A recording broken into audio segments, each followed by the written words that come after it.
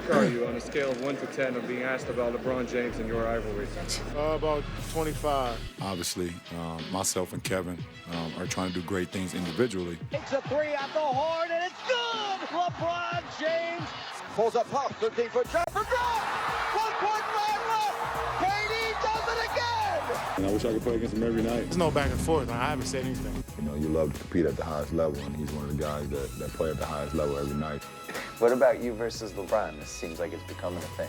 We have to be on point all game and really focus and locked in every possession. All right, Tim Legler, LeBron, Kevin Durant, they do not carry the weight of their country into tonight's matchup, but it's still some really compelling stuff nonetheless. A lot of folks would like to see these two guys and these two teams meet, 7 times consecutively in June, if we're lucky enough to see that. First meeting, OKC in Miami. Visitors won handily by 17 points. Let's have you walk us through what exactly happened there in match number 1 with these two superstars back January 29th, the date of that game there in the Heat's gym. Both guys represent different challenges. I think for Kevin Durant, you see the space and cushion he can give because he knows ultimately 7'4" wingspan.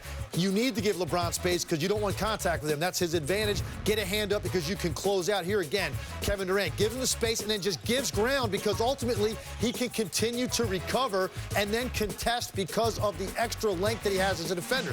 When you look at what LeBron does against Durant, Durant knows he can get in the comfort zone and shoot over the top anytime he wants in one-on-one situations when it's out on the perimeter. But when LeBron can get into his body and force him all the way into the paint by taking away the jumper, now you get help with number 1, and number 2, you force Durant into off-balance shots because your strength becomes a factor. You see here, LeBron bodying Kevin Durant up, getting into his body, leads to an off-balance three-point air ball, all because he was able to get some physical contact on him. That's what LeBron has as his advantage in this matchup. When you get a one-on-one situation where KD's going to rise up from deep or mid-range jump shot without contact, now Durant has a huge advantage, and he's done that against him. He did it against him January 29th because of that length and that sweet jump shot.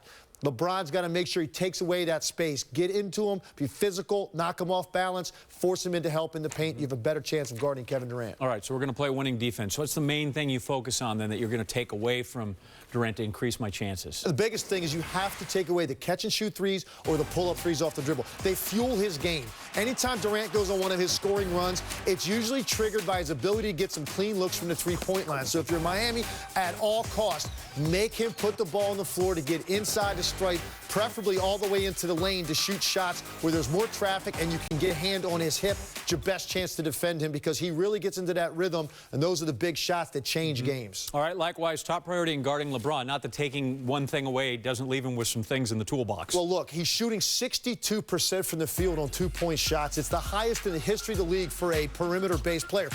You have to somehow limit his effectiveness at converting in the lane. It's such an enormous part of his game. How do you do it? Play as much traffic as you can because this Heat team is not as good a three-point shooting team as the 3 previous versions that the Miami Heat had. So I say you overload it on LeBron in the paint, force the kickouts, take your chances with their role players shooting threes.